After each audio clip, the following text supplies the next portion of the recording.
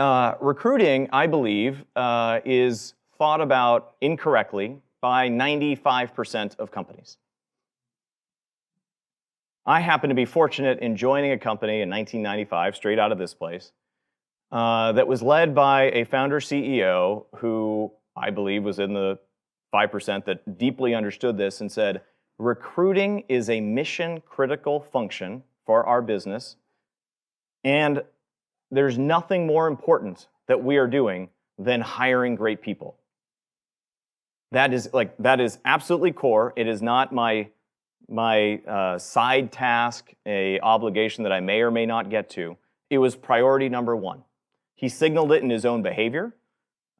Joe would literally be on a call with a 21-year-old kid out of Stanford, out of MIT, out of CMU or Rice, amongst the best CS departments and grads in the country, convincing them that they had to come join us on our journey down to Trilogy in Austin, Texas. They had to come, and they were going to make a difference.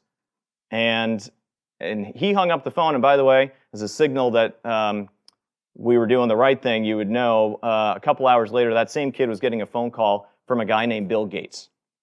Because Gates understood and built Microsoft from day one around that same philosophy that talent was everything. And he personally, and by the way, by that time, even in 1995, Microsoft was already a multi-billion-dollar revenue company. And he was still picking up the phone and calling 21-year-old kids straight out of school because he knew that is the lifeblood of your company. If you can win the war in talent, everything else changes. And so there's just lots and lots of examples about how, again, focus on people. Focus on people, and you'll build an extraordinary business.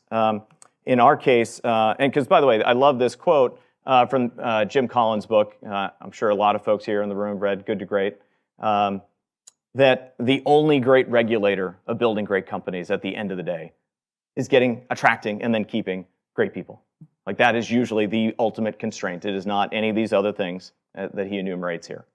It is about being able to do that. And so when I got to SendGrid a handful of years ago, I wanted to make sure that we were bringing that same passion around recruiting that I was fortunate enough to grow up with, to be exposed to early. And to me, when I was 21, I was like, well, I had never seen anything else. So I just assumed that's what most companies did. I saw for the rest of my career that actually was not the way that most companies worked around recruiting. That people often thought about recruiting as the thing I have to do after my day job. And I've already got a full plate, and I don't know when I'm going to be able to fit this in. And they thought about it as an obligation. And one of the things we had to do was flip that and be like, no. Recruiting is a privilege.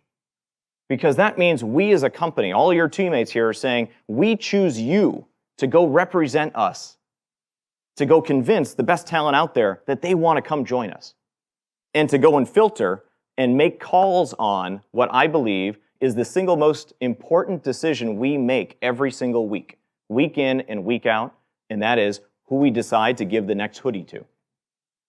Because you get that right, you get one 10x, what they call these 10xers. Somebody that is a distinctive ad for the role you need, and it's a game changer for that whole function, for that whole team, sometimes for your whole company. You get that thing wrong, man, getting the wrong hire, making that decision incorrectly is expensive and painful, and you can't, it's all about the people. So focusing on the people. So recruiting is a privilege, not an obligation. I felt so passionately about this. Anybody remember the movie Jerry Maguire?